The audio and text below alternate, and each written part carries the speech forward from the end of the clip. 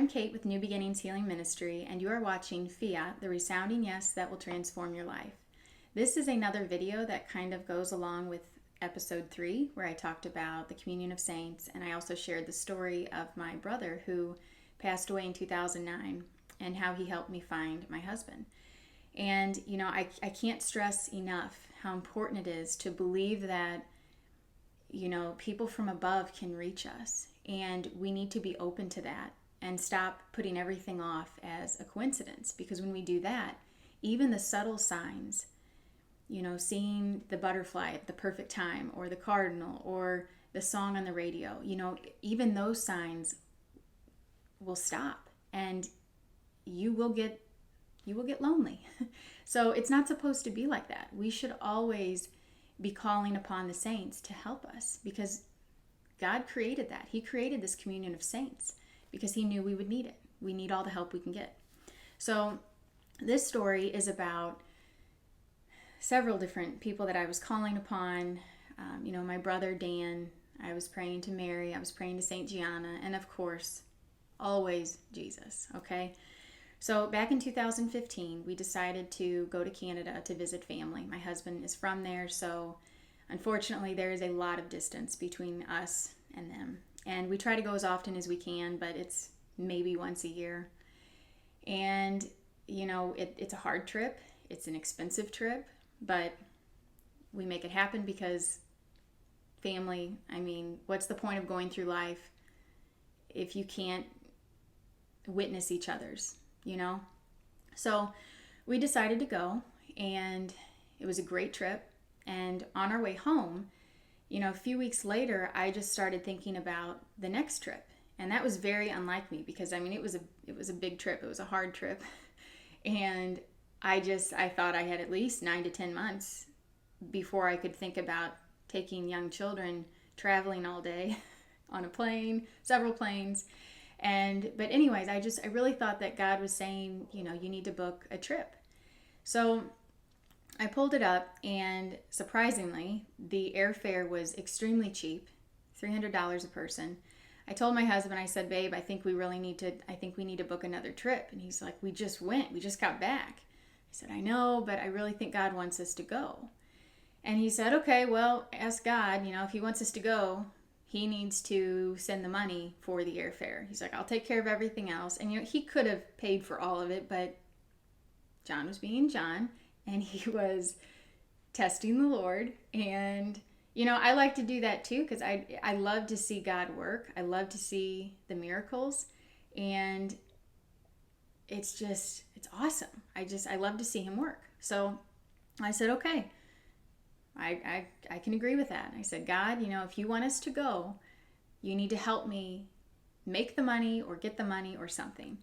And we agreed on $1,200 to be the amount that we needed, and that would cover airfare. So I went ahead and started looking, found them. Tickets were $1,200. All of a sudden, I get a call from the airline that we traveled with in September of 2015. And they just said, we just wanted to let you know that we decided to give you each $200 vouchers since we did switch your flight at the last minute, which only delayed us 20 minutes, so it was a total nothing. But, they wanted to give us $600 in vouchers. And we had to use them before such and such date. So I said, okay, thank you so much. That's awesome. I'm like, Lord, you're so amazing. So that's $600. So I told John, because I was freaking out. And he said, well, that's not $1,200, that's $600, so you got $600 more to go. I'm like, of course you would say that. So started praying again. And, our neighbors, who they recently went into a retirement home, and they send some of their kids to check over the property here and there. But over the year, my husband was mowing the lawn just to try to keep it looking like somebody lived there. And he didn't tell anybody he was doing it. He didn't ask for money. He didn't, nothing like that. Well, all of a sudden, this lady walks up. It was, the daughter of this couple. And she gave John an envelope, and she just said, thank you so much for always, watching over the house and stuff. I really appreciate it. And she left. And he opened it, and it was a check for $600. Now, I'm sure you're thinking, okay, well, that's just coincidence, or maybe you were just thinking of it and you attracted it into your life. And listen, I know all about the laws of attraction. I know that whole thing. It's new age. I'll get into that on another episode, but I'm telling you, this was not that. And so I knew that I had to book this trip. So I started looking for the rental car, and even that I got for $300. And normally I pay anywhere from $1,400 to $1,600 for a 2-week rental. And it was $300. I kept thinking I did something wrong. I was very nervous even to the day to pick it up because, I just thought they were going to hit me with another $1,200 or something. So we ended up, booking everything. And then shortly after that, I found out I was pregnant. And I thought, oh my gosh, this is not good. I have pretty difficult pregnancies, especially in the beginning, just very sick, and just, it's not good. So I thought about traveling on top of it, and I was supposed to travel alone for the first 5 days of the trip because my husband, he couldn't leave until he was going to meet us halfway. So that's traveling with two little kids, and being pregnant on top of that. So I had an insurance change, medical insurance, and I was nervous about finding a new doctor. So I was in adoration. I was praying about the trip and about this new baby and finding a doctor. And it's like I couldn't find the right one. And all of a sudden it was just, I could hear Jesus say, interiorly, he just said, please do not stress over this decision. Pick any physician and I will work through them because I am the divine physician. And it was enough to make me not care anymore. I just chose one, and it was that, no big deal. So a few weeks later into my pregnancy, I was about 12 weeks, I found out I had placenta previa, which is basically where the placenta attaches in a not so ideal location, and it makes for a very difficult pregnancy, very scary. You can end up with, the loss of the mother, the loss of the baby, a hysterectomy. And of course I Googled, so I knew exactly what was going to happen to me. And it was just scary. I should have never done that. It's never a good thing to do. So I was really freaked out. And one day I came across a little book. It was a prayer book for mothers. And I opened it, and I had it for years, but I opened it, and it was a prayer to Mary. And the title was The Mother of a Happy Delivery. And I just thought, that's a good one. I'm going to keep praying this. So I kept praying and praying and praying. And, I prayed for God's will. If it was going to be a rough delivery, give me the strength to get through it. But if it's possible, just take it all away and make it better. So I talked to my doctor and I asked her if I would be able to go on this trip. And she just said, "Oh, hon, I'm so sorry, but there's no way. They won't let you even board the plane." And she said, "I really recommend you stay within 10 to 15 minutes of your, the hospital that you will be delivering at, or just any hospital, because, if in case of, any serious hemorrhaging or anything, you'd be able to get there quickly." And I'm just thinking, oh my gosh, what is my husband going to say, And, I was freaked out about the news. I was freaked out that I was going to lose this money, and just, it was just not good. And so I kept praying and praying. And another appointment, I went to, I just said, I know that there's no way this can reverse or get better or whatever, but can I just get an ultrasound before I'm supposed to leave for Canada? And she just said, "Oh, I thought you were going to cancel that. There's no way you're going to be able to go on that."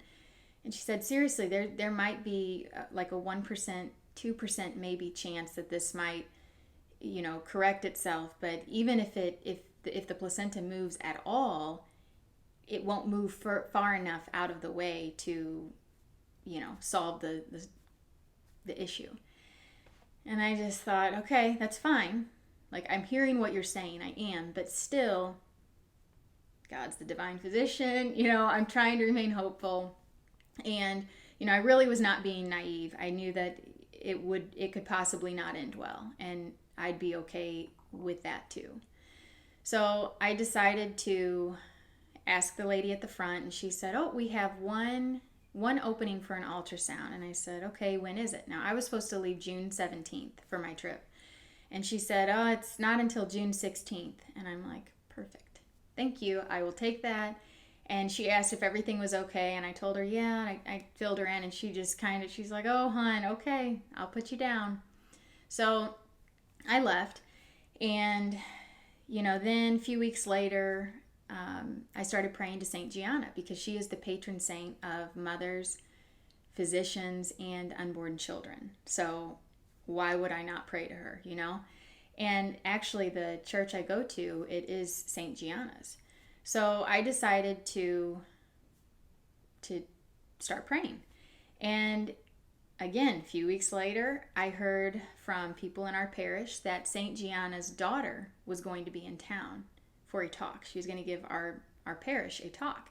Now, Saint Gianna, she had, I think, 4 or 5 children, and she was pregnant with her 5th or 6th child. And that baby was perfectly healthy, but she had a fibroid, a cancerous fibroid or tumor, and she refused treatment. And they told her if she refused treatment, she would likely die after delivery.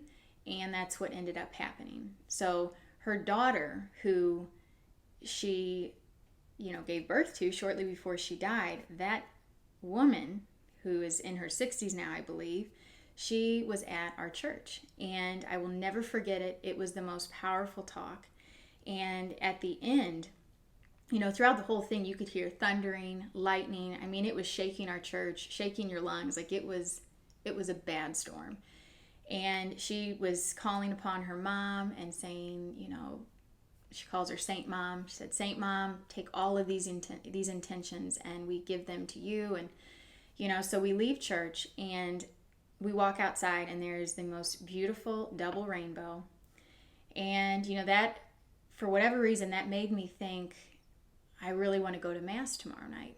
So I went to Mass with my mom, not at our parish, at a different parish. And I kid you not, during the consecration, which is where we believe the bread turns into Jesus, during the consecration, the priest had the host lifted up. And I could feel it was really bad pain. I don't want to say excruciating because I wouldn't go that far, but it was bad. And I thought, what is happening right now? Like something is wrong. And then a part of me thought, oh my gosh, what if the placenta is moving? And I know that sounds ridiculous, but that's what I was praying for at the moment of consecration. Here, the placenta is moving, or that's what I thought in my head. And I just thought, oh, maybe not. That would just be too good to be true.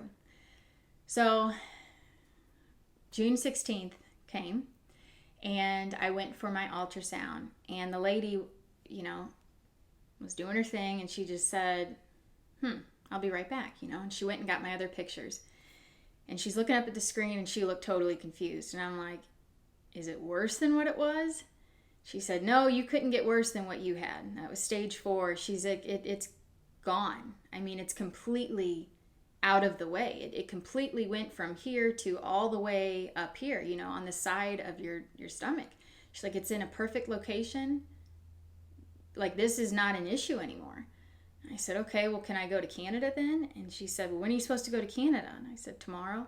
She said, oh my gosh, girl, get home and pack your bags. You can go to Canada. You're good to go. So I called my mom. She went out and helped me buy all these snacks for the way there and everything. And I mean, getting there, it was the most wonderful experience I've ever had on any airline, any airfare. I mean, we're talking 2 flights, airports all day, and I had 2 babies and I was pregnant. Everywhere I went, I would see signs of my brother. Somebody would come up and have a smiley face sticker on, or there was a lady with a service dog, and my kids loved the dogs, and it kept them preoccupied until we boarded the plane. I mean, it was just perfect. And so we went. We had an amazing trip. Everything was great. We ended up coming home, and months later, around October, it was getting closer to delivery, and the movie Apparition Hill came out. And I mentioned that back in the video of Medjugorje. I think it was episode 2. And I just thought, I've got to go see this. Mary has just played such a pivotal role in my life. I've got to go see this. And I had even been to Medjugorje. And it was in that movie where the atheist said, if as an atheist, where would you say to go to really get the most out of this place? And she said, go to the Blue Cross. Mary will speak to you. And if you listen to that story, you'll know that that is where the Blessed Mother spoke to me for the first time that powerfully. So I knew, that God was totally at work in my life, and I felt like I was really on track. I was pregnant. I had this healing that happened. I was healed from my food addiction. I'm trying to do what God's asking me to do. And after dinner, we went to, my husband and I went to dinner. After the movie, we went to dinner, And when we were there, I ended up seeing the guy that I was totally stuck on for like a year and a half. Could not get over this guy. He was the one I mentioned in the story about the lady who had the gift of prophecy and told me, you need to get him out of your life. He's nothing but temptation. He's a distraction.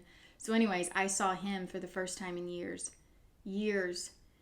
And he was there with a girlfriend. And here I am pregnant with my husband. And I'm just thinking, oh my gosh, like, Lord, thank you. Thank you so much. So I went home, and I think I woke up at 3 or 4 in the morning in labor, had an amazing delivery, quick, awesome.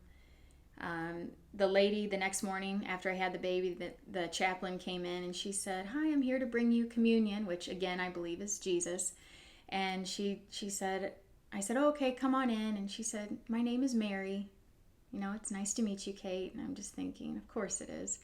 And then when I was leaving, I got a call from the pharmacist, and she said that my meds were ready and come down and get them whenever. And I said, okay. And she said, better yet, I'll just bring them to you so you can get out of here. And I said, okay, thank you so much. And she said, my name is Angel. I'll see you in a few minutes. And I just started laughing. I'm like, you've got to be kidding me.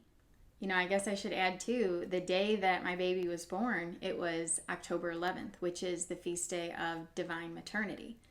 And I had been praying for a happy delivery. I've been praying that prayer to Mary. And here I am delivering on the feast day of divine maternity.